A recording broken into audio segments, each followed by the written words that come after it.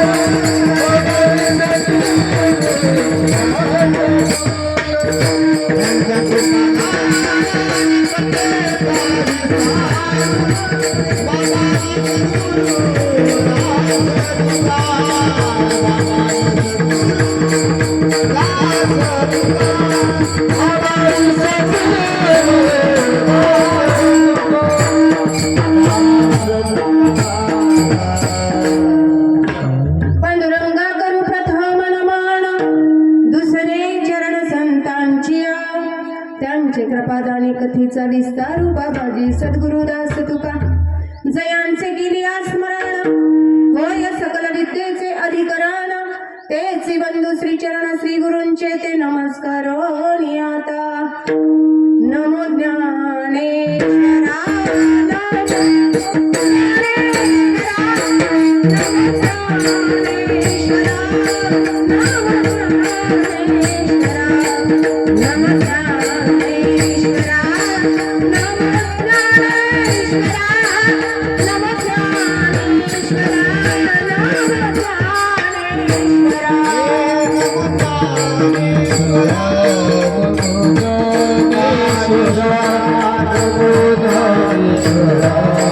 Namo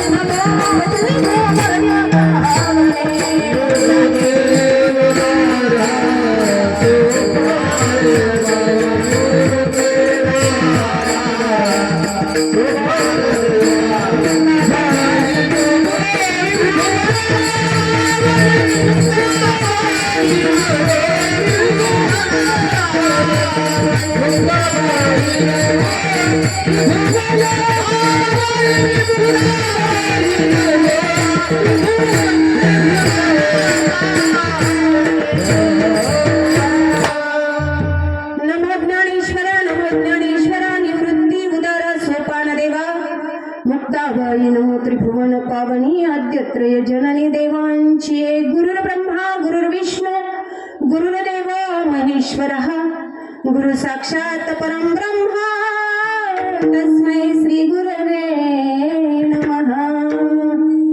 ऐसियाचा पदर धरा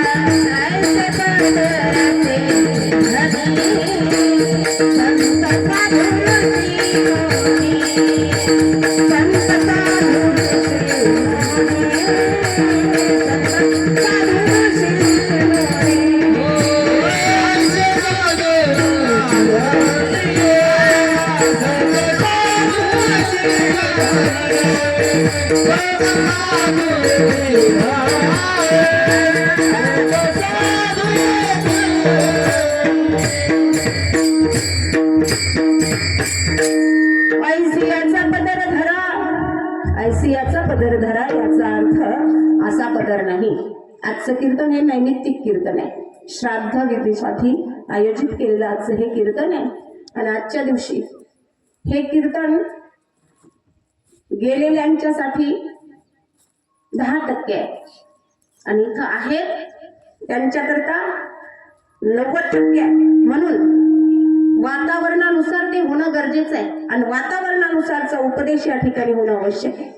ऐसियाचा पदर धरा याचा अर्थ असा पदर नाही. याचा अर्थ आहे अशाच्या संगतीमध्ये राहा, अशांच्या सानिध्यामध्ये राहा, अशांच्या बरोबर आपलं जीवन व्यतीत करा की ज्यांच्या माध्यमातून काय होईल, जेणे देव येईल घरा. आता इथं घर म्हणजे आपलं हे बिल्डिंगी तयार झालेले आहेत ना, हे घर नाही. वीट वाळू दगड माती काय असेल ते सिमेंट स्टील यापासून बनलेलं घर नाही.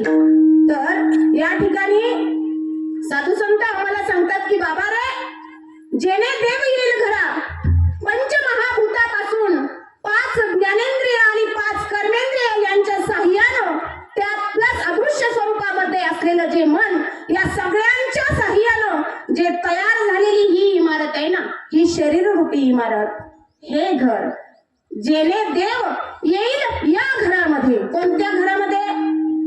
या शरीररूपी घरामध्ये भगवान परमात्मा येईल. मग म्हटले या शरीररूपी घरामध्ये जर भगवान परमात्मा येण्यासाठी संगतीत जावं लागेल, मग ह्याच्यामध्ये परमात्मा नाही का? ह्याच्यामध्ये परमात्मा नाही का? आणि जर नाही म्हणावं तर ज्या क्षणाला तो परमात्मा या ठिकाणी या घरातून निघून जाणार आहे, त्याच क्षणाला या घराचं जडामध्ये रूपांतर होणार आहे. हा देह पंच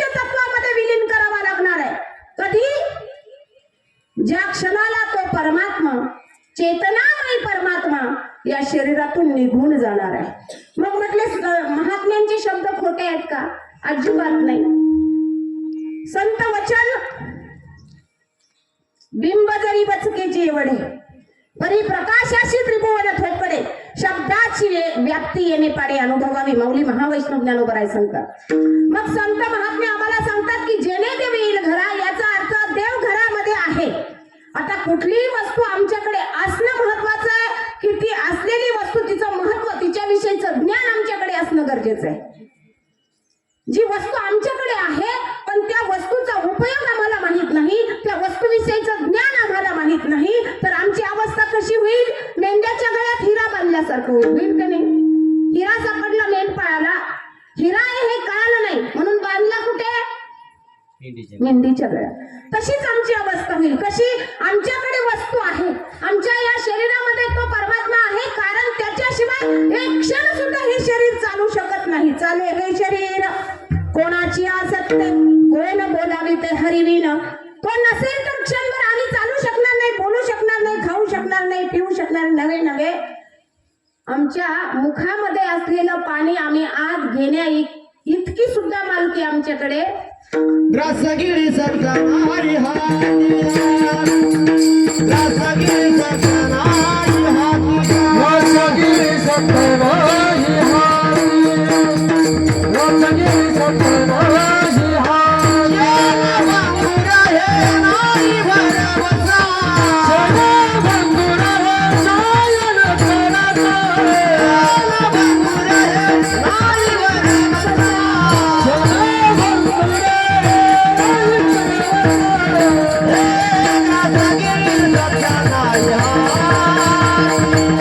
भरवसा.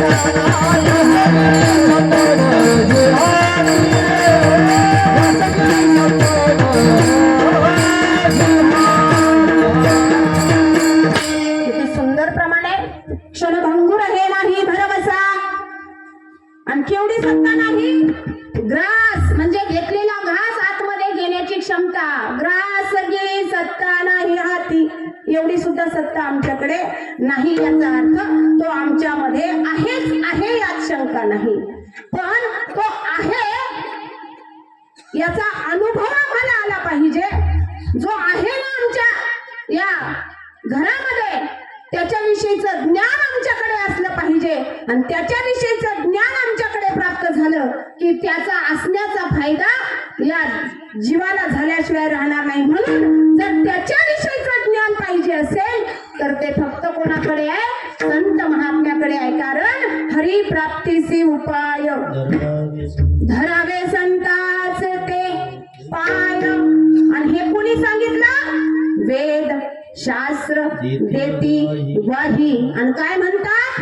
संता विना प्राप्ती नाही. जर तो आमच्यामध्ये असता आणि आम्हाला ज्ञान असतं तर हे संतांनी वाक्य लिहिली नसती. काय? संता विना प्राप्ती नाही. तो आहे पण त्याचा अनुभव आम्हाला यावा, त्याच्याविषयीचं ज्ञान आम्हाला मिळावं असं वाटत असेल तर अशांच्या सानिध्यामध्ये राहा. जेणे देव येईल घरा, विठाला विठाला.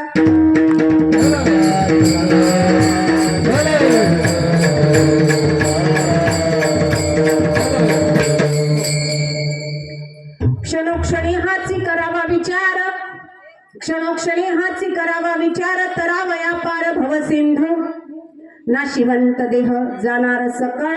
आयुष्य खातो काळ, सावधान प्रस्तुत प्राप्त प्रसंगी. कीर्तन रूपी सेवेकरता निवडलेला अभंग जगत वंदनीय जगत भूषण देहो निवासी वैराग्याचं मूर्तिमंत उदाहरण असलेले संत श्रेष्ठ तुकोबाराय यांचा 4 चरणाचा आणि मानवाला अतिशय मोलाचा उपदेश करणारा अभंग या ठिकाणी सेवेकरता घेतलेला आहे. विठ्ठल विठ्ठल.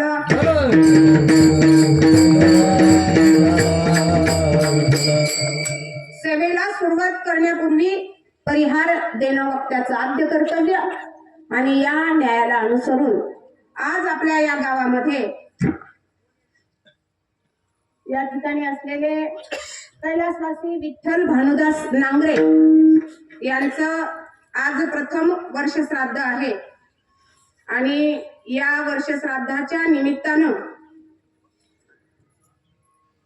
त्यांचा असलेला परिवार, श्रीयुत बबन विठ्ठल नांगरे त्यांचा मुलगा आहे, त्याचप्रमाणे श्रीयुत सुभाष विठ्ठल नांगरे हेही त्यांचा मुलगा आहे, तसेच सौ अलका बाबासाहेब जावळे त्यांची मुलगी आहे. हा असा असलेला त्यांचा परिवार, आणि या परिवाराच्या माध्यमातून आमच्या असलेल्या परमार्थ भगिनी हरिभक्तपरायण आमच्या रोहिणीताई, हरिभक्तपरायण म्हणायला कीर्तनच करावेत असं काही नाही, हरिभक्तपरायण म्हणण्याकरता भजन गावा असंही काही नाही. हरिभक्तपरायण म्हणण्याकरता म्हणजे फार मोठ्या माळा पांढरे कपडे घालावं असं काही नाही.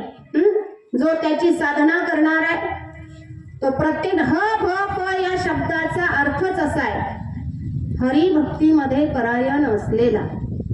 मग ती तुम्ही घरी बसून सुद्धा करा, काम करताना करा, उठताना करा, बसताना करा, कामामध्ये काम, काही म्हणा राम राम जाईल भवश्रम. त्याकरता वेशभूषेची आवश्यकता नाही, व्यासपीठाची आवश्यकता नाही. ठाईच कैसोनी करा एक चित्त, आवडी अनंताय बाबा. आदरणीय ताईंच्या माध्यमातून ही सेवा माझ्याकडे प्राप्त झालेली आहे. अतिशय सुंदर नियोजन आहे. ताईंच्या सांगण्यावरून वाटलं नव्हतं असं एवढं सगळं नियोजन होईल. म्हटले ताई जरा आपलं, पण तसं काही नाही. अतिशय सुंदर या ठिकाणी नियोजन केलेलं आहे या परिवारानं. आणि आजच्या या सेवेकरता खास करून आमच्या असलेल्या परमार्थ भगिनी परमादरणीय हरिभक्तपरायण तेजस्विनी ताई नवले यांच्या असलेल्या कृष्णाई गुरुकुल वारकरी सेवा संस्थेमधल्या ह्या सगळ्या गुणी विद्यार्थिनी या ठिकाणी आपल्याला लाभलेल्या आहेत. त्याचप्रमाणे अतिशय गुणीवृंद वादक, काय सांगू महाराज, ऐकत राहावं असं वाटतं. कधी कधी असं वाटतं हे सगळं बंद करा. आता मग अशी तुम्ही चाल म्हणताना ऐकलं ना, हे संपावं असं वाटत होतं का तुम्हाला? नाही ना. हातामध्ये जादू आहे, हातामध्ये गुण. सगळ्यांना साध्य होतं का? नाही. खूप खूप साधना करतात लोक, पण साध्यापर्यंत पोहोचतातच असं नाही. अतिशय गुणी असलेले आमचे मृदुंगावर ज्यांची आपण काय म्हणतो, वचक आहे, वचक छाप आहे, असे मृदुंग विशारद आदरणीय गणेश दादा आहेत. त्याचप्रमाणे त्यांच्या समोर बसलेले आमचेच असलेले बंधू शुभम दादा, सुंदर मृदुंग ते सुद्धा या ठिकाणी वाजवतात, कीर्तनही करतात. आज दुग्ध शर्करा योग आहे, गुणीजनांच्या समोर सेवा देण्याचा योग येतोय.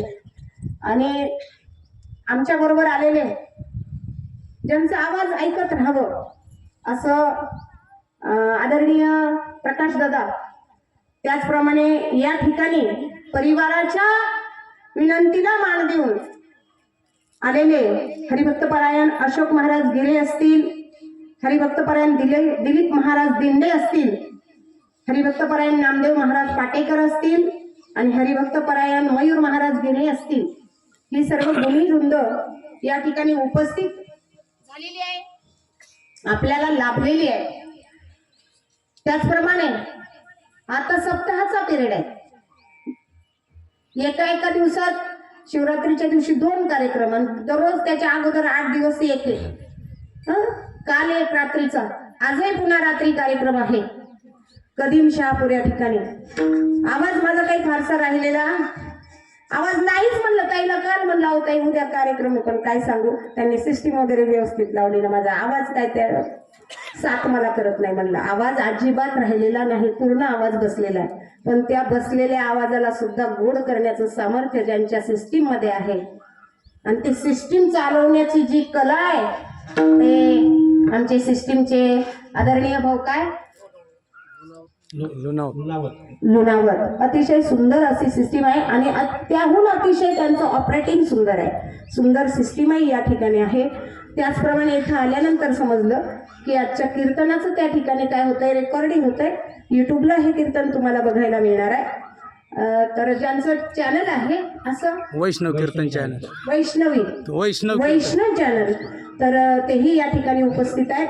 पण जिथं जिथं चुका होणार आहेत ते डिलीट मारायचं बरं का, नाही तर चांगलं सोडून देतील लोक आणि इंदोरीकरांसारखं मला धरतील दारावर. विठाला विठाला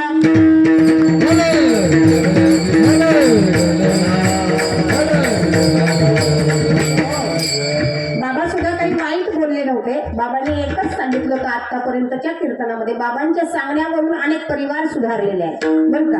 अनेक परिवार सुधारले, अनेक बेवडे आपल्या प्रपंचाला लागले, परमार्थात आले. बाबांचं म्हणणं काय होतं की अरे बाबा, तुम्ही आपल्या लेकरांची हौस मौज कराच नक्कीच करा, पण कर्ज काढून नका करू. तर आपली जेवढी आहे ना परिस्थिती तेवढी नक्कीच करा. त्याचा चुकीचा अर्थ घेतला आणि फार वादळ त्या ठिकाणी झालं. असो, त्याच्याकडे आपल्याला जायचं नाही. विठाला विठाला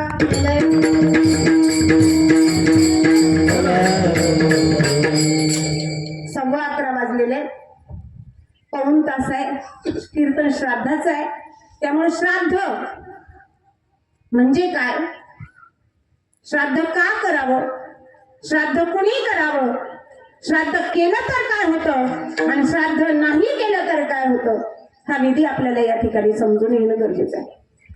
श्राद्ध म्हणजे काय, तर आपल्या पितरांच्यासाठी त्यांच्या ऋणातून उतराई होण्याकरता कृतज्ञतापूर्वक श्रद्धेनं केलेला विधी, त्याला म्हणतात श्राद्ध. आता श्राद्ध का करावं, श्राद्ध कुणी करावं, तर श्राद्ध त्या परिवारातले जे पाठीमागं राहिलेले आहेत ना वंशज, ज्या जीवात्म्यानं देहाचा संग सोडला, त्या जीवात्म्याच्या परिवारामध्ये असलेले त्यांचे वंशज जे आहेत ना, त्यांनी श्राद्ध करावं.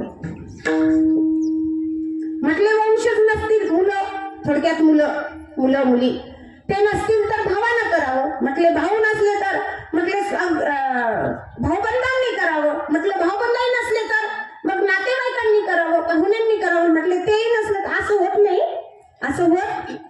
पण म्हणजे नसलेच तर मग म्हटलं ग्रामपंचायतनी करावं, पण करावं. श्राद्ध कुणी करावं. श्राद्धामध्ये 4 दानं दिली जातात प्रामुख्यानं. त्यामध्ये पहिलं दान आहे पिंडदान, जी सकाळी आपण केलेलं आहे. पिंडदान केल्यानंतर दुसरं दान आहे तिलदान, त्यानंतरचं दान आहे अन्नदान आणि त्यानंतरचं दान आहे ज्ञानदान. वस्त्रदान हे आपल्यावर अवलंबून आहे, पण ही 4 दानं महत्वाची आहेत. पिंडदान का करावं किती लोकांना माहिती आहे, श्राद्ध का करावं हेच किती लोकांना माहिती आहे. पिंडदान नंतर श्राद्धातला भाग आहे, पण श्राद्ध का करावं हे किती लोकांना माहिती आहे. म्हटले काय नाही, मागच्यांनी केलंय तसं चाललंय पुढे. श्राद्ध केलं नाही तर काय होतं आणि श्राद्ध केलं तर काय होतं. श्राद्ध का करावं, श्राद्ध काय आहे. ज्या दिवशी जीवानं देहाचा संग सोडला त्या दिवसापासून पहिले 3 दिवस जीवात्मा मातृगोत्रात थांबत असतो, दुसरे 3 दिवस जीवात्मा पितृगोत्रामध्ये थांबत असतो, पुढचे 3 दिवस जीवात्मा ज्या ठिकाणी देहाचा संग सुटलेला आहे त्या ठिकाणी थांबत असतो. किती दिवस झाले, 9 दिवस. तुम्ही सर्वजण या ठिकाणी आहात आणि सर्वांगाचे कान करून चिंतन आहे का. 9 दिवस झाले. शास्त्रानं 9 दिवस पिंडदान सांगितलं, म्हणजे ज्या दिवशी देहाचा संग सुटला त्या दिवसापासून तर 13 दिवसापर्यंत पिंडदान सांगितलेलं. पण काळाचा झालेला आघात, दुःखाचा कोसळलेला जो डोंगर आहे, यामुळे कदाचित अवतीभवती असलेल्या आपल्या आपतेष्टांना हे लक्षात येत नाही, म्हणून ब्राह्मण काकानं याच्यावर पर्याय केला. ते काय करतात, 10व्याच्या दिवशी पहिले 9 दिवसाचे प्लस 10व्याच्या दिवसाचं 1 असे 10 पिंड करतात. 10व्याच्या दिवशी काकस्पर्शाचं महत्व आहे, कारण जीव जोपर्यंत पापातून मुक्त होत नाही तोपर्यंत जीवात्म्याला यमलोकाचा प्रवास चालू होत नाही. पापमुक्त होण्याकरता पाप आधी कळाले पाहिजे. पाप दोन प्रकारची आहेत. त्यातला पहिला प्रकार म्हणजे शरीरानं केलेलं पाप आणि दुसरा प्रकार म्हणजे मनानं केलेलं पाप. आता मला हा सगळा विस्तार सांगायला माझ्याकडे वेळ नाही. शरीराची पाप चालता चालता सांगते. कदाचित हाताना खाऊ नये ते खाल्लं असेल, मुखानं पिऊ नये ते पिलं असेल, डोळ्यानं पाहू नये ते पाहिलं असेल, हाताने चोरी केली असेल, ही शरीराची पाप आहे. आणि मनाचं पाप बरोबर असलं ना एकत्र तरी सुद्धा आपल्याच हिताचा विचार येणं हे मनाचं पाप आहे. शेजारच्या बोरचं पाणी गेलं तरी चालेल, अलीकडून माझ्या बोरला लागलं पाहिजे हे मनाचं पाप आहे. ते दिसत नाही. मग कावळ्याला सांगितलं गेलं की हे काकराज, या जीवात्म्याचं 9 दिवसाच्या पिंडदानाच्या माध्यमातून शारीरिक पाप त्या ठिकाणी नाहीसं झालेलं आहे, पण 10व्या दिवशी जे मनानं केलेलं पाप आहे त्या कावळ्याला सांगितलं की तुम्ही त्याचं भक्षण करा, जेणेकरून पिंडाला स्पर्शाच्या माध्यमातून पापाचं भक्षण आहे. कोणत्या? मनानं केलेल्या पापाचं. आणि अशा प्रकारे जीव पापमुक्त झाला की 10व्या दिवसापासून जीवात्म्याचा प्रवास सुरू होतो यमलोकाकडे. तो यमलोकापर्यंतचा प्रवास श्राद्धाच्या दिवशी पूर्ण होत असतो. आणि आज हा जीवात्मा यमलोकामध्ये प्रवास करत करत करत करत त्या ठिकाणी पोहोचलेला आहे. आज या जीवात्म्याच्या कर्माचा निकाल आहे.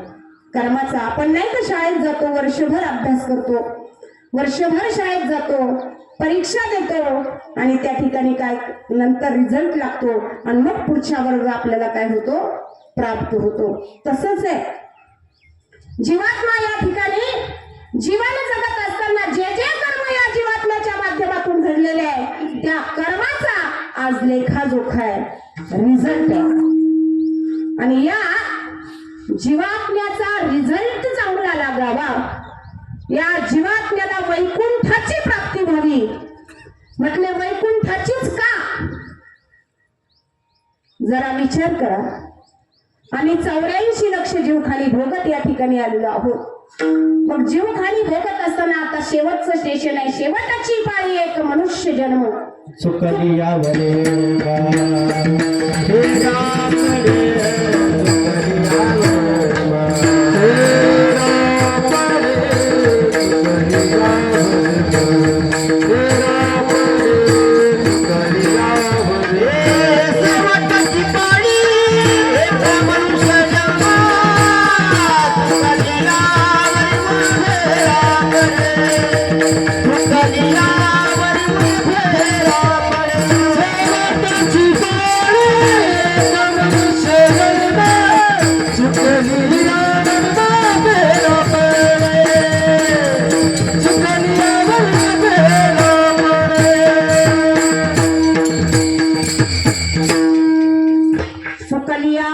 हे राम रे, शेवटाची पाळी हे शेवटचं स्टेशन आहे. म्हणजे याचा अर्थ जीवाचा प्रवास चालू आहे. स्टेशन शेवटचं म्हणजे याचा अर्थ प्रवास चालू आहे. आणि प्रवास चालू असताना हे शेवटचं स्टेशन आहे. याच्या आधी कोणती स्टेशन होती? 84 लक्ष योनी फिरता दुःख भोगले. 84 लक्ष जीव खाली जीवाला भोगलेले आहेत. आणि या जीव खाली भोगत असताना अनंत दुःखाला सामोरं जावं लागले. आणि आता शेवटचे स्टेशन आहे. या शेवटच्या असलेल्या स्टेशनवर जर आम्ही आमचा मार्ग चुकलो तर काय होणार आहे? फेरा पडे. कोणता फेरा? पुनरपि जननम पुनरपि मरणम पुनरपि जननी जठरे शयनम. पुन्हा जन्माला यावं लागणार आहे. किती वेळेस? किती वेळा जन्म यावे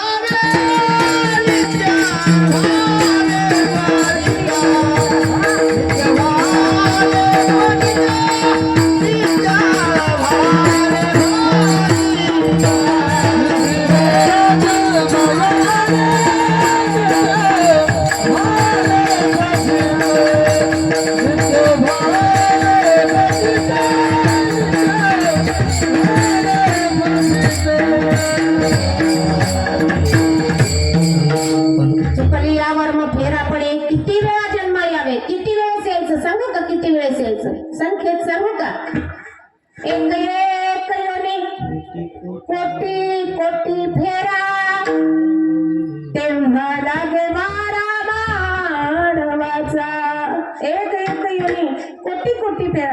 एका योनीमध्ये 1,00,00,000 वेळेस जन्माला यायचं. अशा योनी किती आहेत? 84 लक्ष. म्हणूनच महात्मे म्हणतात किती वेळेला यायचं जन्माला. आणि म्हणून परमात्म्यानं कृपा केली आमच्यावर. म्हटले अरे हा जन्म म्हणजे यातना आहे. आणि या यातना जर संपवायची असेल, जन्माचं दुःख जर संपवायचं असेल, तर हे मानवी शरीर योग्य कामाला लावलं पाहिजे.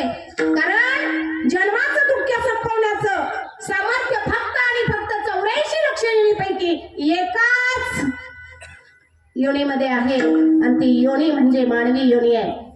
येण्याची शरीरे शरीरे येणे सरे किंबहुना येर झारे शिरापणे. महात्मे सांगतात ना, काय सांगतात? त्यांची सरली येर झार. कोणाचा? साठविला हरी जिही हृदय मंदिरी. त्याची सरली येर झार म्हणजे जन्म संपवला महाराज. जन्म. आणि जन्म संपवला की मृत्यूचं भय राहण्याचं कारण काय? हा जन्म आमची स्टेशन आहे.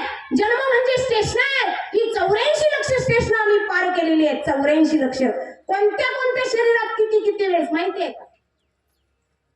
तुम्ही म्हणा ना मग तुम्हाला कशाला आणलंय? विठाला विठाला.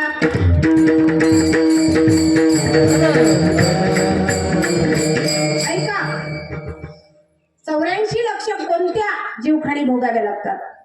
20 लक्ष योने वृक्ष माझी घ्याव्या, जलचरी भोगाव्या 10 लक्ष, 11 लक्ष योने किरडा माझे घ्याव्या. सर्वांगाची कान करू ऐका. किती झाले आता? भजन करायचं. विठाला विठाला.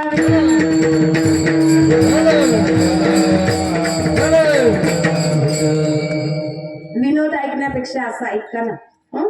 ऐका. 20 लक्ष योने वृक्ष माझी घ्याव्या,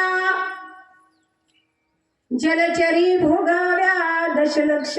किती झाल्या? 11 लक्ष योनी किरडा माझी घ्याव्या. किती झाल्या आता? तुम्ही बोलत चला बर का. 9 लक्ष भोगाव्या पक्ष माझी. आता पुढचं गेलं नाही म्हणजे मग जा घरी. 30 लक्ष योनी पशुचे घरी. किती झाल्या? मानवा भितरी 4 लक्ष. नमा म्हणे तेव्हा नरदेहया नरा, तयाचा मातेरा केला मूढे. किती वेळा जन्म? 1,00,00,000 लक्ष. ही फजिती संपवायची असेल तर या शरीराला योग्य मार्गाला लावावं लागणार आहे. प्रवास चालू आहे जीवात्म्याचा. आम्ही श्राद्ध पाहतो आहोत. श्राद्ध सांगायचंय म्हणून हे सगळं सांगावं लागलं. त्या ठिकाणी जर आमचा प्रवास चालू आहे, आता मी प्रवास करून आव्हानामध्ये आलेली आहे, पण इथं आव्हानात येण्यापूर्वी, प्रवास करण्यापूर्वी मी कोणत्या घरातून निघले? माझ्या स्वतःच्या घरातून निघली ना. माझा ठिकाण आहे ना. प्रवास करण्यापूर्वी ठिकाण असावं लागेल ना. माझा प्रवास इथपर्यंत झाला.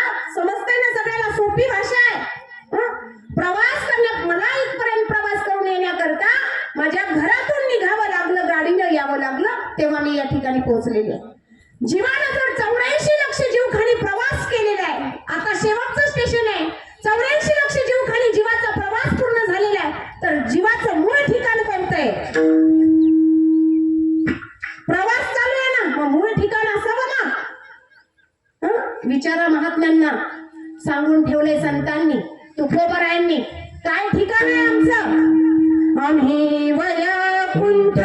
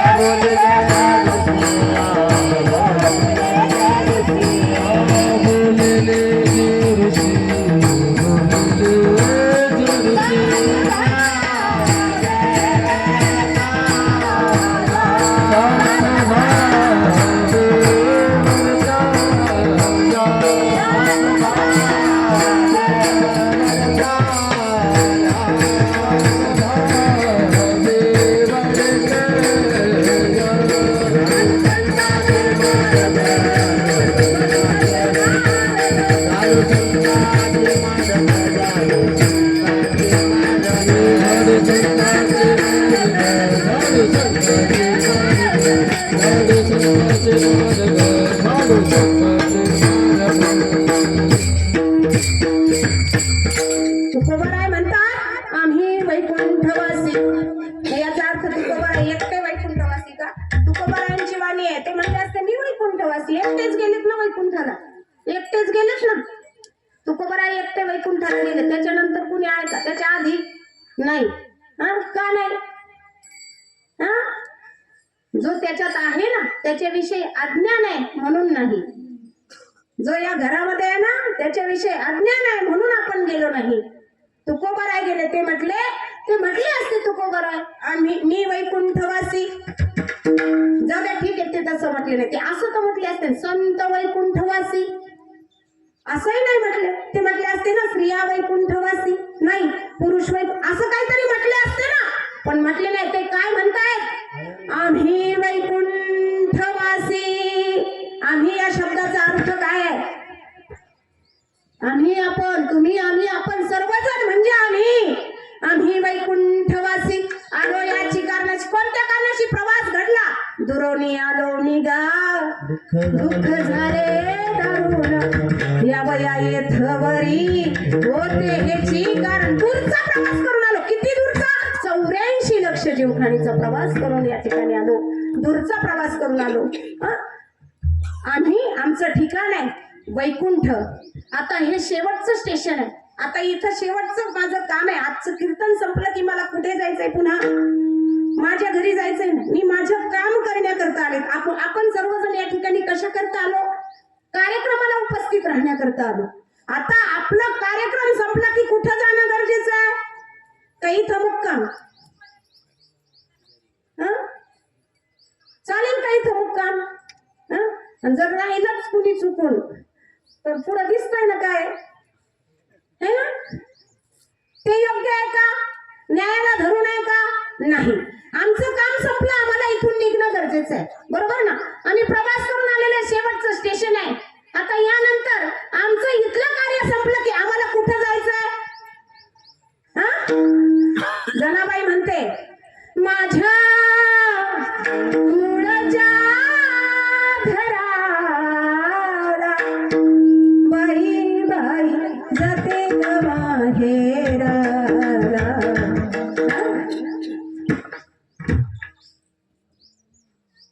तुकोबराय म्हणतात माझ्या माहेरा जाईन मी आता.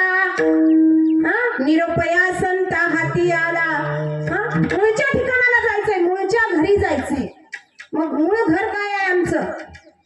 आता आमचा प्रवास पूर्ण झाला, आम्हाला कुठं गेलं पाहिजे? आम्ही आलो कुठून? वैकुंठाचे धनिया झालो सारे.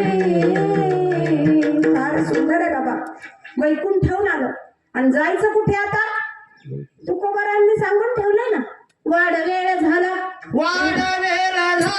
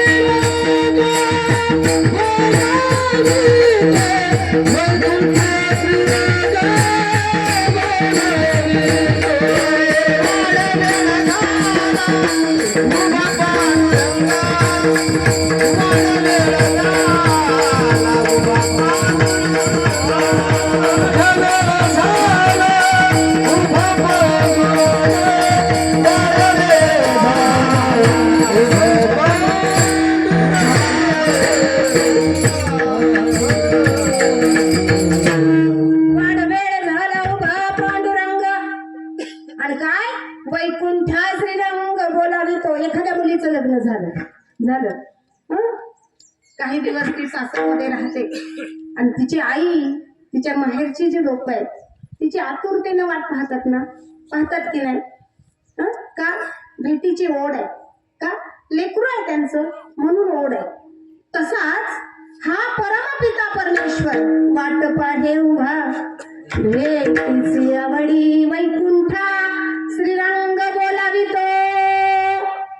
आणि म्हणून अट्टहास की जो जीवात्मा या ठिकाणी देहाचा संग सोडून गेलाय ना, त्याला वैकुंठाचीच प्राप्ती व्हावी म्हणून हा अट्टहास. विठाला विठाला.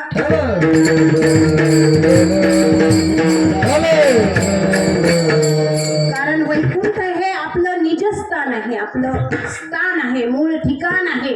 गेलो निजाच्या माहेरा, भेटी रखुमाईच्या वरा, शेवट तो भला माझा बहु गोड झाला. कुठे गेलो निजाच्या, मी माझ्या स्वतःच्या माहेराला प्राप्त झालो. वैकुंठाची प्राप्ती होण्याकरता श्राद्धाच्या दिवशी 4 प्रकारची दानं दिली जातात. वैकुंठाचा अट्टहास का हे मी तुम्हाला सांगितलं. श्राद्ध करायचं कशा करता? जीवाला वैकुंठाची गती प्राप्ती होण्याकरता. आणि वैकुंठाचाच अट्टहास का? तर आमचं मूळ ठिकाण आहे वैकुंठ, म्हणून वैकुंठाचाच अट्टहास. त्या ठिकाणी पहिलं दान दिलं जातं ते म्हणजे पिंडदान. काय अर्थ आहे श्राद्धाचा आणि पिंडदानाचा? काय संबंध आहे श्राद्धाचा आणि पिंडदानाचा? किती लोकांना माहिती आहे? का करावं पिंडदान? मागच्यानी केलंय, बरोबर आहे ना? खरंय नाही हे? त्याला शास्त्राधार काय आहे? तुकोबरायांना विचारा ना, ते सांगतात. पदावरी दिला पोरी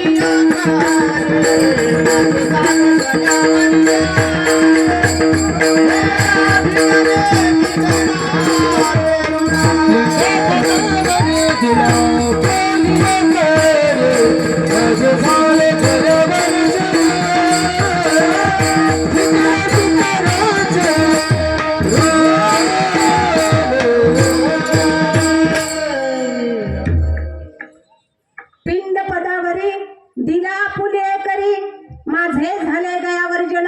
आणि काय? फिटले पितरांचे ऋण, पितरांच्या ऋणातून उतराई होण्याकरता पिंडदान आहे पहिलं दान. म्हटले तिलदान कशा करता? श्राद्धाचा आणि तिलदानाचा काय संबंध आहे? का करावं श्राद्धामध्ये तिलदान? किती लोकांना माहिती आहे? एखाद्याला तरी हात वरती करून सांगा. हे विषय सांगितले गेले पाहिजेत ना. कळेल का करावं तिलदान? हे तिलदान म्हणजे जीव जन्माला येतो आणि जन्माला आल्यानंतर काही कर्म अशी असतात जी कर्म आपण चांगल्या उद्देशाने करतो, चांगलं होण्याकरता करतो, पण ते कर्म करत असताना आपल्याकडून नकळत पाप घडत असतं. याचं फार सुंदर दृष्टांत आहे, पण माझ्याकडे 20च मिनिटं आहेत. अजून आपण अभंगात प्रवेश सुद्धा केलेला नाही. आता मी सरळ सरळ स्पर्श करून सांगणार फक्त. त्या ठिकाणी चांगलं करायला गेलं तरी काही कर्म अशी आहेत की त्याचं जीवाला काय भोगावं लागतं? पाप भोगावं लागतं.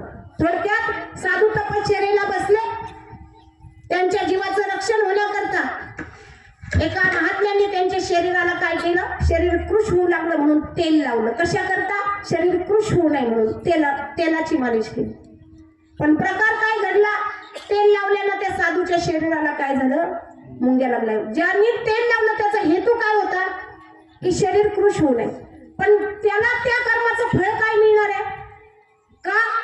साधूच्या शरीराला मुंग्या लागल्या. महाराज एक वेळा म्हटले तपश्चर्येला बसलाय, आला ऊस होता हातामध्ये, ऊस खाल्ला. मी आता बरोबर सांगते तुम्हाला, फार सुंदर रंगून सांगता येतात हे दृष्टांत, त्याच्यात वेळ कशाला घालू.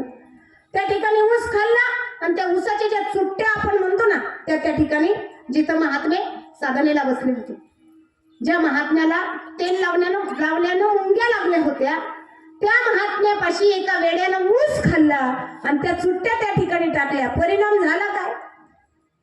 त्याच्या साधूला लागलेल्या मुंग्या होत्या ना, त्या निघाल्या. याचा उद्देश होता का काही? नाही. पण फळ काय मिळालं? पुण्यच हे ना, पुण्य प्राप्त झालं. महाराज अशीच काही कर्म असतात की नकळतपणे आमच्या माथी काय येतं? पाप येतं. आणि त्या पापाचा भोग देवाच्या बापाला सुद्धा चुकलेला नाही. तुम्ही आम्ही सामान्य आहोत.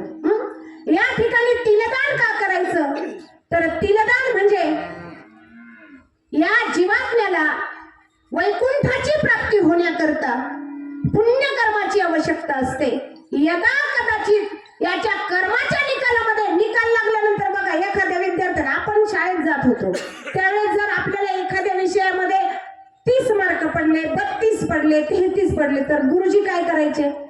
लाल अक्षरानं प्लस करायचे आणि पुढे ते जे कमी असते 2, 3 काय असेल तो आकडा टाकायचा. याचा अर्थ काय? सपास, ढकलला, हे ना, ढकलला. आज जीवात्म्याचा निकाल आहे.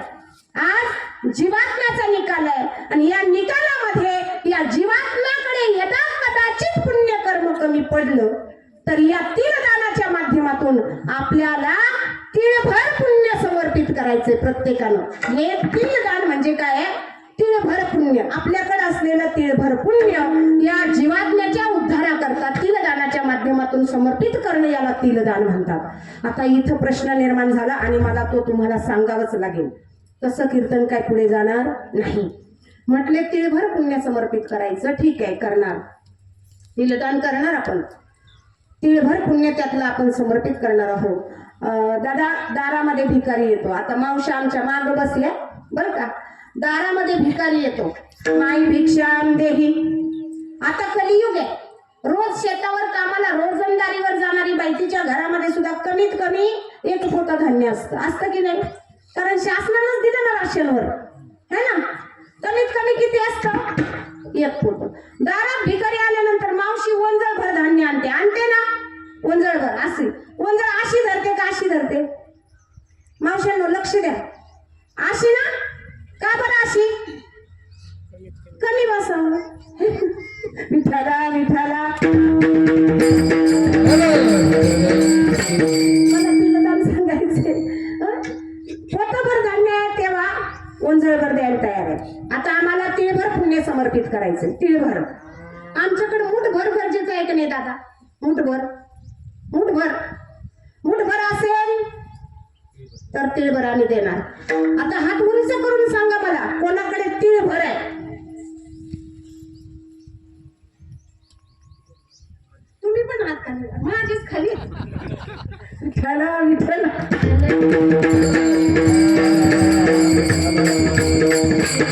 वास्तव आहे महाराज, वास्तव आहे. आम्हाला आमच्या पाप पुण्याची जाणीव आहे का?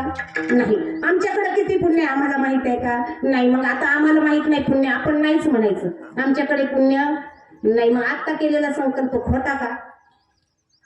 तिळदान किती लोकांनी केलं तिथं फोटोला, मग ते खोटं का? आता नाही, खोटं नाही. म्हणजे याचा अर्थ तुमची इच्छा आहे दान करायचं. मग दान करण्याकरता असावं लागणार आहे. मग असण्याकरता मिळवावं लागणार आहे. आणि मिळवण्याकरता काय करावं लागेल? हरिमुखे म्हणा, हरिमुखे.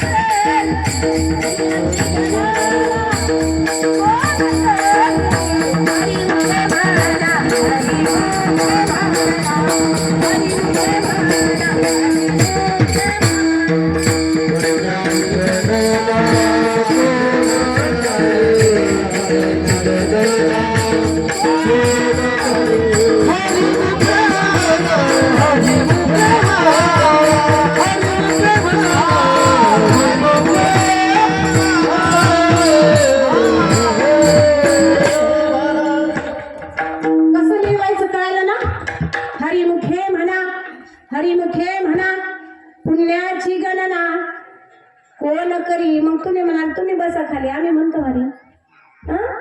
लागोनिया पाया विनवितो तुम्हाला, करताळी बोला मुखी नाम विठ्ठल विठ्ठल म्हणा. शेवटचं स्टेशन आहे आणि इथून गेलं की हा सुख सोहळा स्वर्गामध्ये सुद्धा नाही. म्हणून आता मिळालाय ना, त्वरा करा बाबा, आज आत्ता ताबडतोब घाई करा भगवंताच्या नामस्मरणाची. तिलदान या शब्दाचा अर्थ आहे जीवात्म्याच्या उद्धाराकरता पुण्य समर्पित करणं. तिसरं दान आहे या ठिकाणी अन्नदान. आज या जीवात्म्याच्या निकालाकरता यमलोकामध्ये धर्मपुरीमध्ये या वंशातली पूर्व पितर जी आहेत ना, सर्वांगाचे कान करू नये का, हे गरुड पुराण आहे, मनाचं काहीच नाही. या वंशातली जी पूर्व पितर आहेत ती आज या जीवात्म्याच्या निकालाकरता यमनगरीमध्ये यमलोकामध्ये उपस्थित झालेली आहे.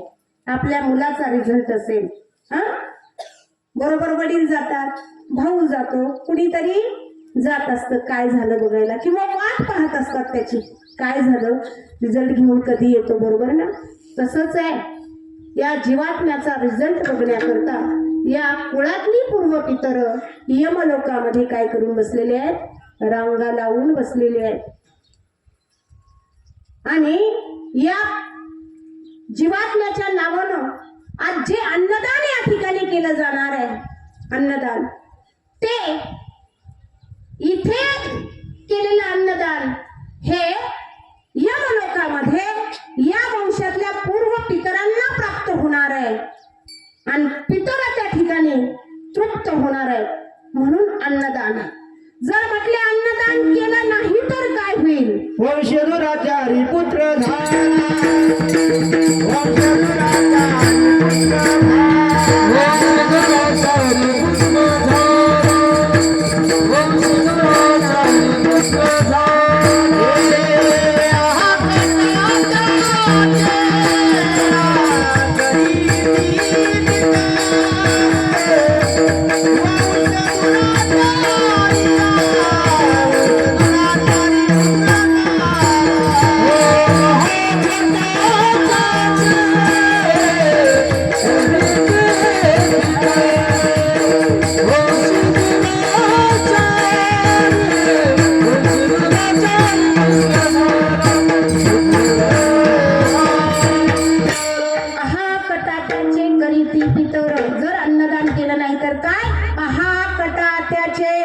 करीती पितर. आणि काय करतात, शाप देतात कुळाला. म्हणतात ना तुमच्या कुळाला पितरांचा शाप आहे. बाबा एक वेळेस देवाचा शाप चालेल, संतांचा शाप चालेल, पण पितरांच्या शापाला पिढ्याच्या पिढ्या उद्ध्वस्त झालेल्या आहेत महाराज.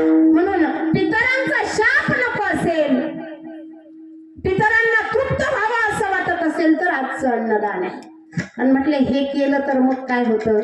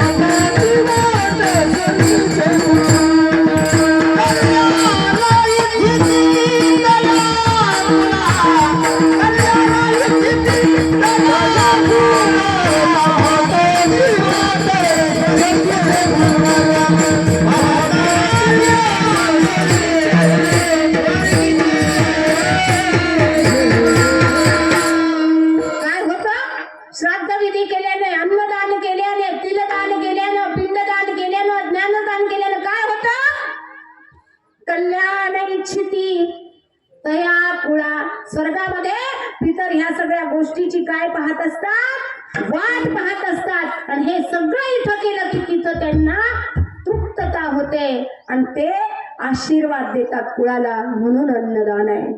आणि मग म्हटले एवढ्या गोष्टी ठीक आहे, याचं काय कारण आहे. आता मी मगच सांगितलं ना, आपलं ठिकाण वैकुंठ आहे. आणि वैकुंठाचीच प्राप्ती होय. आतापर्यंत जे केलं तिलदान, पिंडदान. पिंडदान आहे ऋणातून उतराई होण्याकरता, तिलदान आहे पुण्य समर्पित करण्याकरता, अन्नदान आहे पितरांचा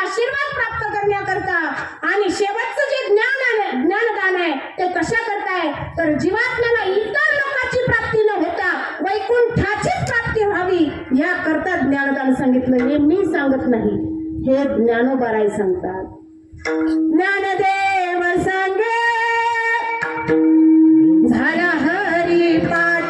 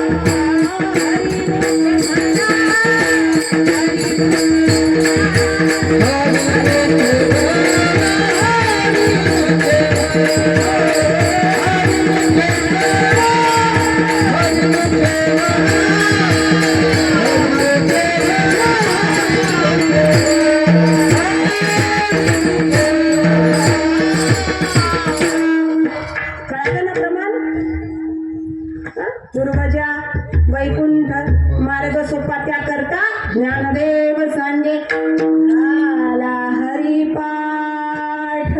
आणि ह्या सगळ्यांसही आजचा विधी पार करावा. कशा करता तर पितरांच्या ऋणातून उतराई होण्याकरता आणि त्या जीवात्म्याला वैकुंठाची प्राप्ती व्हावी म्हणून हा अट्टहास केलेला आहे ज्ञानदानाचं काम. आणि या ज्ञानदानामध्ये तुकोबारायांचा अभंग आपण सेवेकरता घेतला. याचा अर्थ आत्तासिक सेवेला विठाला विठाला.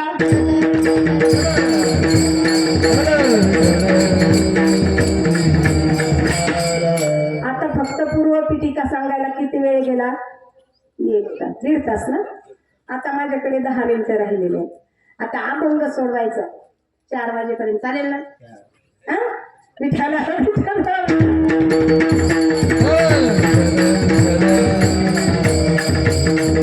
तुम्हाला सांगू डायरेक्ट अभंगावरही चिंतन सुरू केलं असतं, पण नैमित्तिक कीर्तन आहे श्राद्ध का करावं हे कळणं गरजेचं आहे, महत्वाचं आहे. अभंगामध्ये जगद्गुरु तुकोबाराय म्हणतात, बाबा रे, मनुष्य जन्म दुर्लभ असं जीवन आहे, दुर्लभ असं शरीर आहे, दुर्लभ देह आहे मनुष्य देह. दुर्लभ असून सुद्धा तो आम्हाला प्राप्त आहे. तुम्हाला सांगू यामध्ये मनुष्य जीवाचं आयुष्य किती आहे? किती आयुष्य?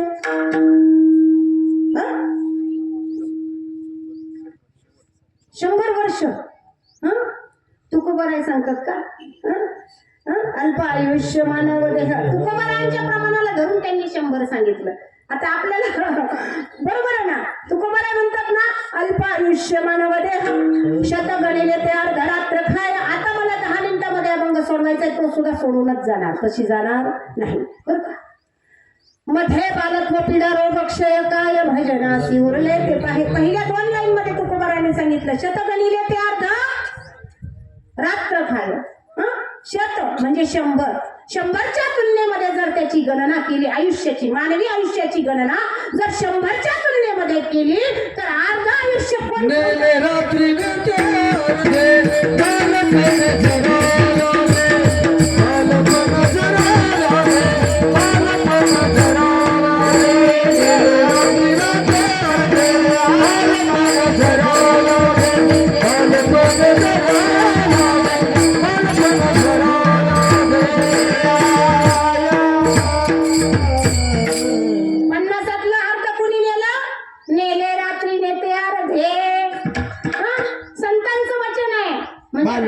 गेले नका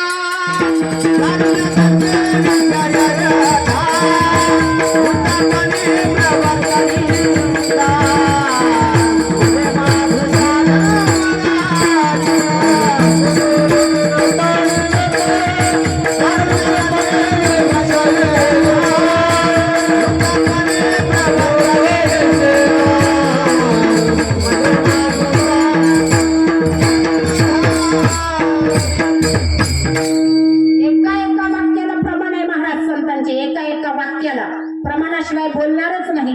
पण 20 मिनिटं येतो असो. अर्धा झोपेनं खाल्लं, राहिलेल्या 50. आपण 100 वर्षाची तुलना करतो. अर्धा झोपेनं म्हणजे 50 वजा जन्मापासून मरेपर्यंत झोप घ्यावीच लागते की नाही. संपला ना विषय. 50 संपलं. राहिलं किती? 50. 50 मध्ये बालवत्व म्हणजे बालपण, पुन्हा तारुण्य आहे. रामदास स्वामींनी 100 वर्षाची तुलना केली मानवी आयुष्याची आणि त्याचे वळण सांगितले. सांगू का? अभंगाला नुसता स्पर्श होईल. सांगू का तुम्हाला? रामदास स्वामींनी वळण सांगितले 100 वर्षाची. सावध सावधान वाचे वदा नारायण. 10 वर्ष बालपण, 20 वर्ष तारुण्य. अंगी भरला मदन, मग तो कैसा सावधान. सावध सावधान वाचे वदा नारायण. 30ची होय भरती, दारा पुत्र मागे फिरती. प्रपंच भरला से चित्ती, मग तो कैसा परमार्थी. 30 वर्ष गेलं, 40 वर्ष झाली. डोळा 40 आली. नजरेचं भुरळ पडली, कळेना दूर की जवळी. 40 वर्ष संपले. 50 वर्ष होती. हालती दातांच्या पंक्ती. श्याम केस शुभ्र होती. तुम्ही म्हणाला आमचे नाही. मला माहिती सगळ्यांनी कलर केलेले आहेत माझ्या सहित. विठ्ठला विठ्ठला.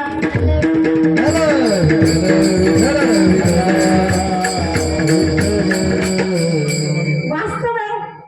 खोटं काय बोलायचं गादीवरून, हे की नाही. 50 वर्ष होती. हालती दातांच्या पंक्ती. ज्यांचे नसतील काळे केलेले ते 50ला गेलेले नाही. जे 50 ज्यांनी केले त्यांनी निश्चित सांगायची गरज. 50 वर्ष होती.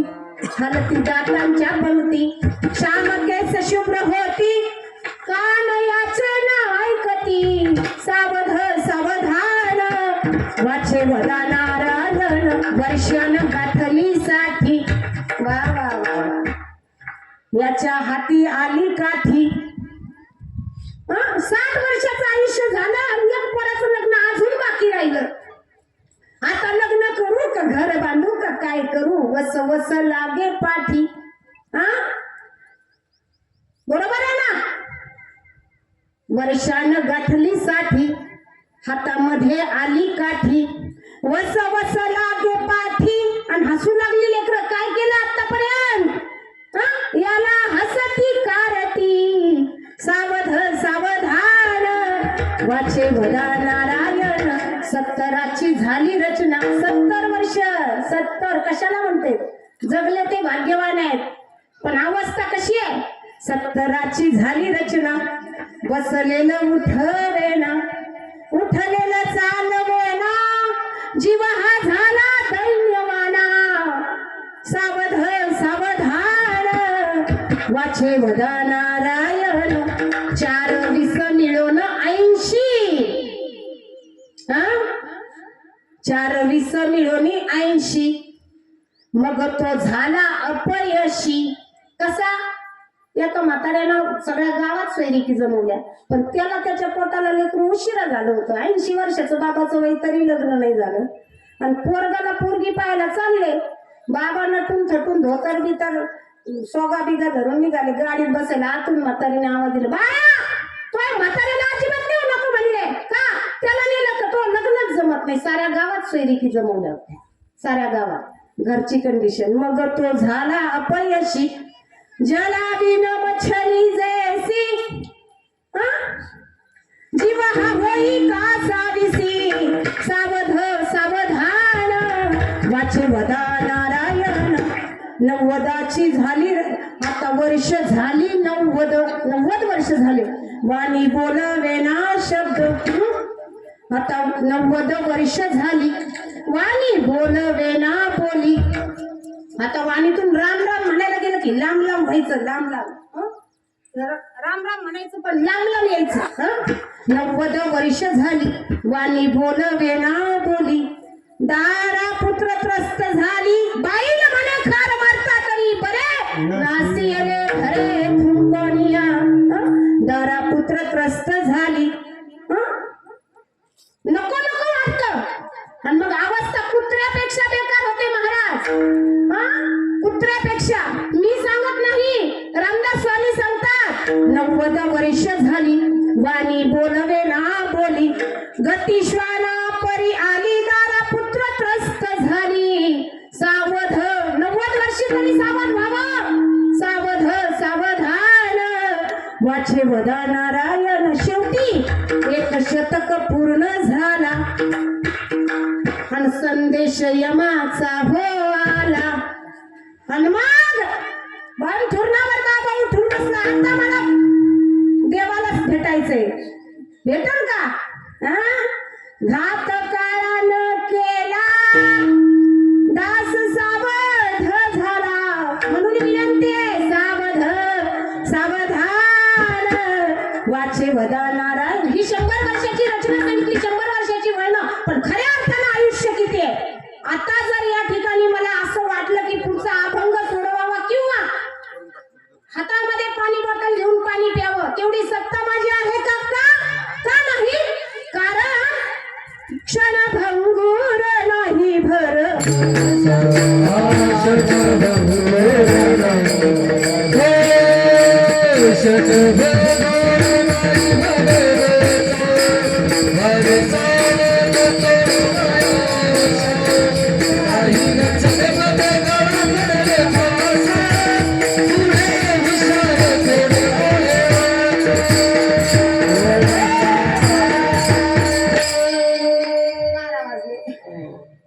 क्षणभंगूर नाही भरवसा वारे सावध तोडा माया आशा सावध व्हा बाबानो सावध व्हा म्हणजे काय ज्या क्षणाला तुम्ही जगता आहात ना त्या प्रत्येक क्षणाला विचार करा की जिथे तुम्ही जन्माला आलात ना तिथून तरुण तुम्ही तुमच्या मूळ ठिकाणाला कसं जाणार आहात हेच अभंगाच्या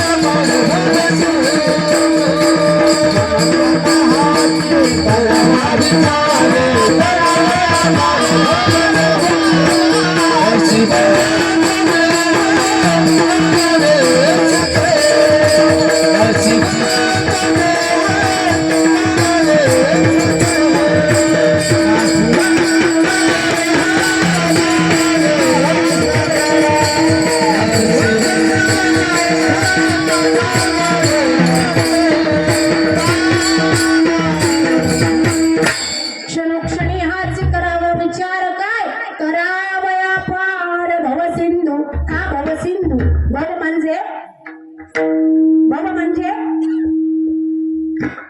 असणे आणि सिंधू म्हणजे समुद्र हा संसार रूपी समुद्र सहजपणे पार कसा केला जाईल हा विचार मानवानं प्रत्येक क्षणाला करावं तुम्हाला सांगते 84 लक्ष जीवखाणीमध्ये फक्त आणि फक्त एकच मॉडेल असं आहे जे विचार प्रधान आहे जे विचार करू शकतो पण विचार कोणता करावा हे आमच्यावर अवलंबून आहे काही लोक विचार करिता वाया जाय वेळ लपिके ते मूळ फजितीचे आपला वेळ वाया जाईल असा विचार त्या ठिकाणी करू नये एकच विचार केला पाहिजे हा भवसिंधू कशा प्रकारे पार होईल आणि हा भवसिंधू सुखरूपपणे पार व्हावा असं जर वाटत असेल तर हा भवसिंधू आमच्याकडून पार करून घेणारा एकच जगाचा मालक या ठिकाणी आहे. तो हा उतरील पार भवदुस्तर नदीचा. या भवदुस्तर कठीण असलेल्या नदीचा प्रवास दुःखरूपी नदीचा प्रवास सुखरूपपणे पार करून नेण्याची क्षमता जर कोणाच्याकडे आहे तर ती फक्त आणि फक्त माझ्या परमात्म्याकडे आहे. आणि म्हणून त्याला शरण जायचं. म्हणून शरण जावे सर्व भावे देवासी. तुका म्हणे तुझं सोडविना कोणी, तुका म्हणे तुझं सोडविना कोणी, एका चक्रधारी वाजविया, एका चक्रधारी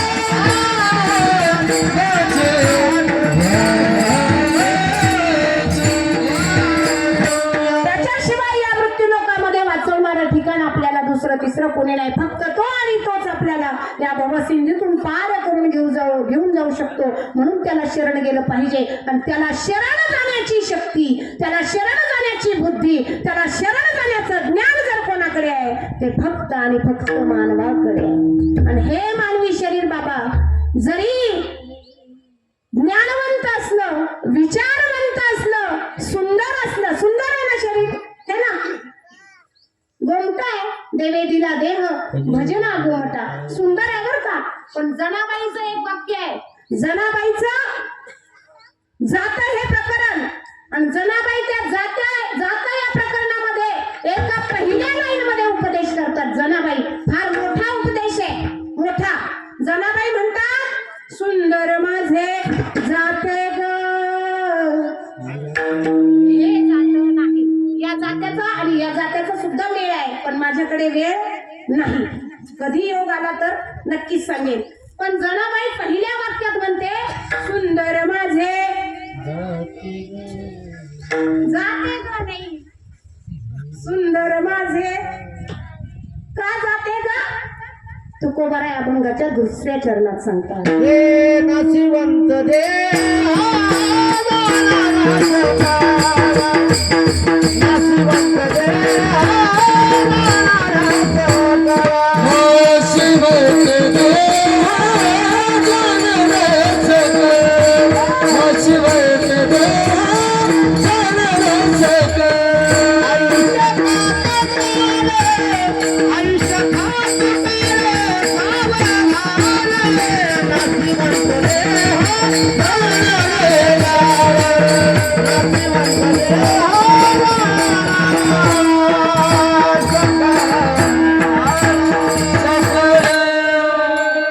किती सुंदर अशी लोक असली की किती मजा आहे. आणि त्यांना किती काळ आलाय, किती सुंदर प्रमाणे देऊ राहिले.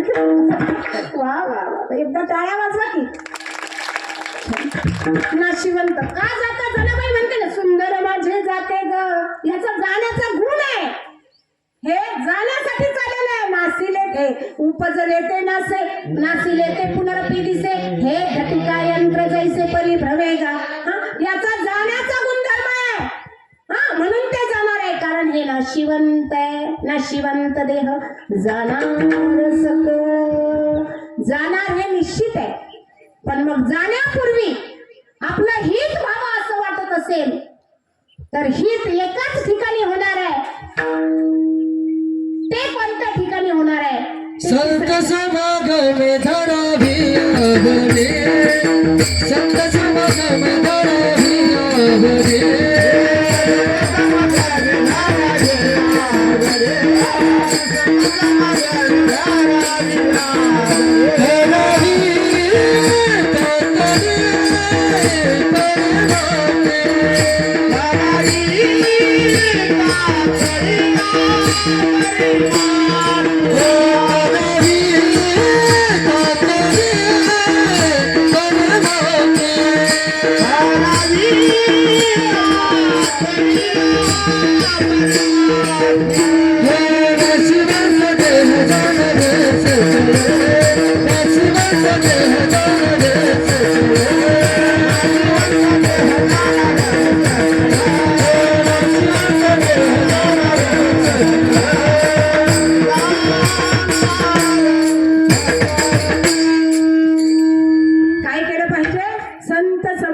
धरावी आवडी, कारण वेदशास्त्र देती बाही. संता विना प्राप्ती नाही. म्हणून त्यांच्याकडे संत समागमी धरावी आवडी, करावी तातडी परमार्थी. परमार्थामध्ये तातडी करा. करा करा म्हणजे काय करा?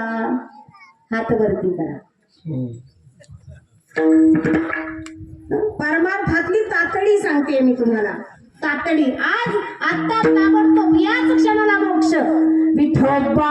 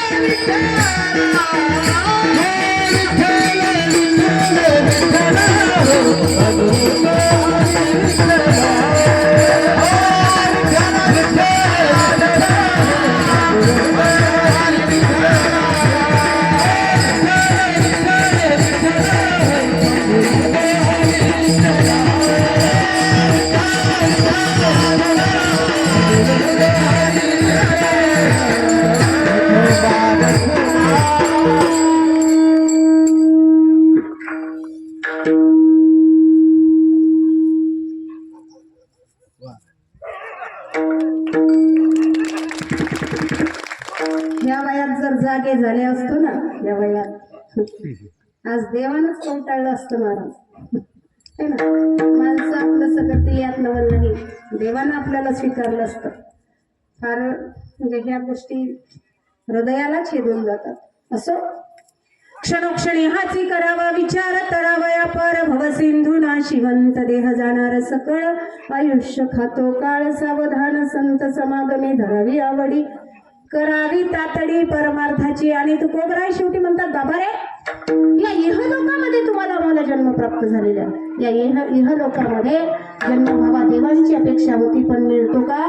नाही. आम्हाला मिळालंय, भाग्य आहे आमचं, भाग्य आहे म्हणून मिळालेलं आहे. आणि मिळालेला जन्म वाया जाऊ नये असं वाटत असेल तर या इहलोकामध्ये जी माया ना भगवान परमात्म्यानं पेरलेली, ही बाबा दुःखदायक आहे.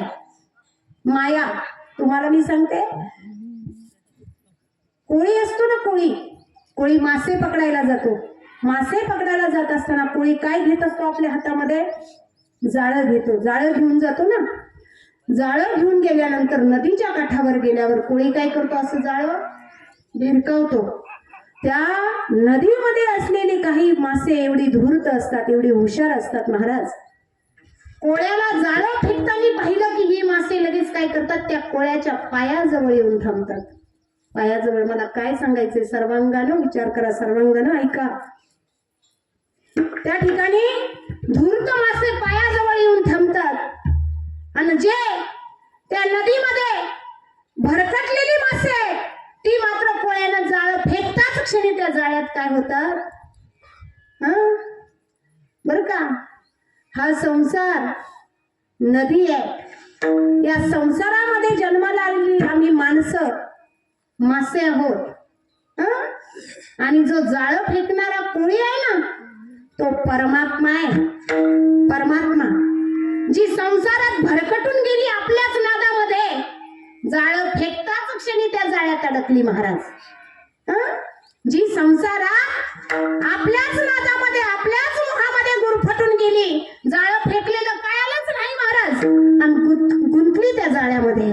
पण जी सावध होती ना मासी, जी सावध मासे होते ते तत्पर होते महाराज.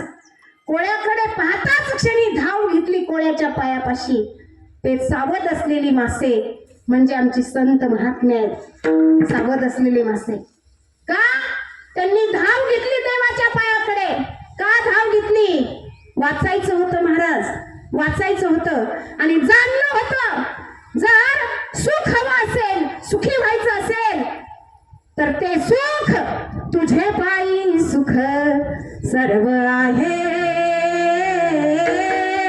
तुझे पायी सुख सर्व आहे. जाणलं होतं की त्याच्या पायाजवळच सुख आहे, म्हणून संतांनी धाव घेतली, मिठी मारली भगवंताच्या पायाला.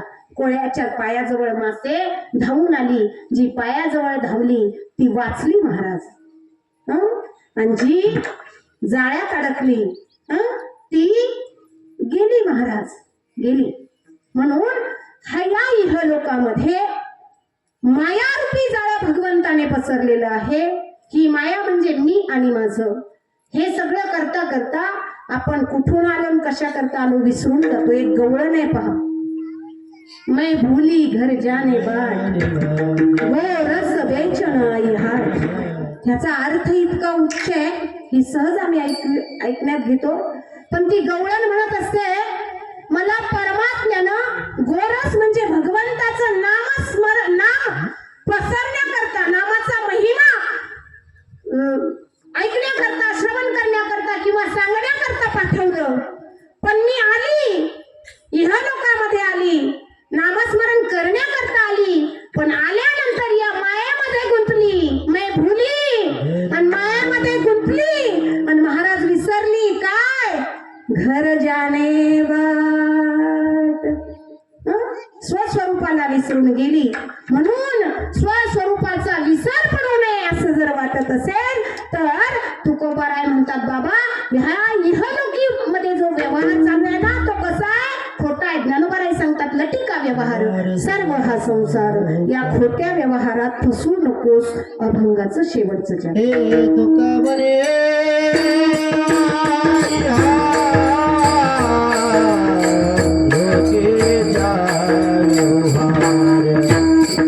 तुका बरे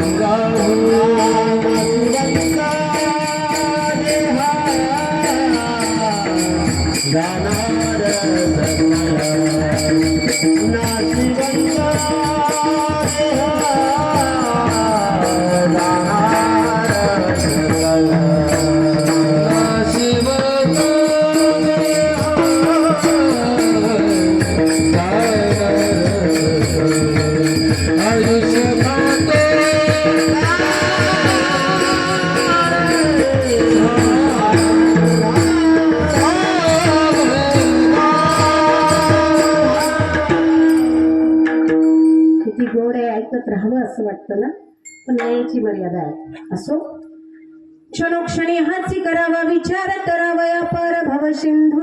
नासिवंत देह जाणार सकळ, आयुष्य खातो काळ सावधान. संत समागमी धरावी आवडी, करावी तातडी परमार्थाची. तुका म्हणे हलोकीच्या व्यवहारे, नका डोळे भरे भरले राव ज्ञानेश्वरा.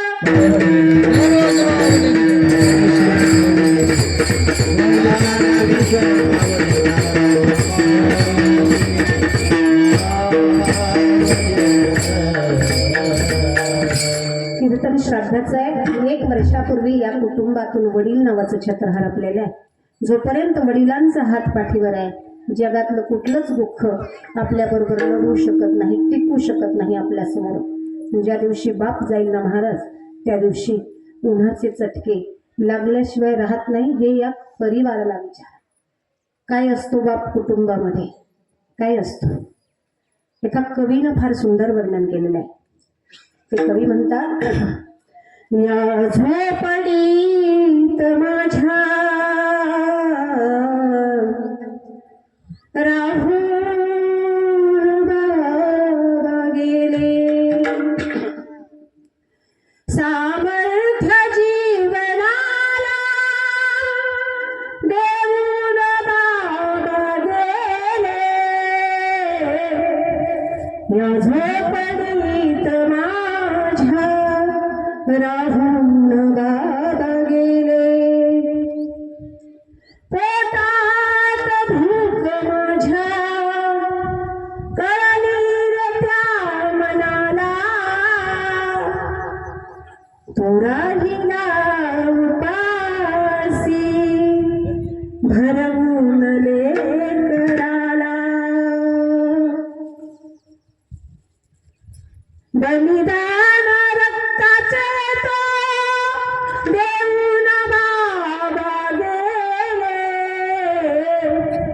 या झोपडीत माझ्या राहून बाबा गेले.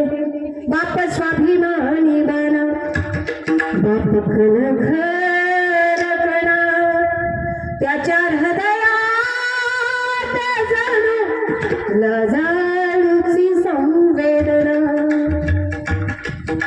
बाप घराचा रे पाया, सर्वांगाचे कान करू नये का. बाप घराचा रे पाया, माय कळस त्यावर. जेव्हा खचतो ना पाया, तेव्हा कोसळते घर. बाप तलवार ढाल, बाप पेटती मशाल. बाप जागतो म्हणून घर झोपतो खुशाल. तुम्हाला सांगू, आहेत तोपर्यंत मायबाप कळत नाहीत महाराज, पण ज्यांना नाहीत ना त्यांना त्या वेदना विचारा, त्यांना त्या पार्ट विषयी विचारा. काय पार्ट आहे बाप, काय पार्ट आहे आईचा. तुमच्या आमच्यावर प्रेम करणार, विना अपेक्षित प्रेम करणार जर खातं कोणतं असेल तर ते आमचे मायबाप आहे. त्यांची सेवा करणं आमचं आद्य कर्तव्य. सेवा म्हणजे पाहिजे पण कसं असं नाही. त्यांच्या 10 बाय 10च्या खोल्यामध्ये आम्ही 5 भावंडं, 2 मायबाप, आमचे आजी आजोबा, एवढा परिवार. आता आमचे बंगले असे 1000च्या पुढंच येत ना स्क्वेअर फूट. एका बंगल्यात 5-5 रूम, बरोबर ना. पण 5 रूमात 5 माणसं सुद्धा शोकांती काय. आमच्या मायबापा करता आमच्याकडे जागा नाही. असो, जिवंत आहेत तोपर्यंत सेवा करा. गेल्यानंतर तर ते पुन्हा आता काहीही केलं तरी भेटणारे नाहीत. या परिवारानं आपल्या पित्याच्या ऋणातून उतराई होण्याकरता सुंदर असं नियोजन या ठिकाणी केलेलं आहे. आम्हाला या ठिकाणी बोलवलं, सर्वांचे मनापासून धन्यवाद. झालेली सेवा बाबांच्या चरणी, तुम्हा सर्वांच्या चरणी, पंढरीश परमात्म्याच्या चरणी समर्पित करून सेवेला या ठिकाणी विराम देऊया. विठ्ठल.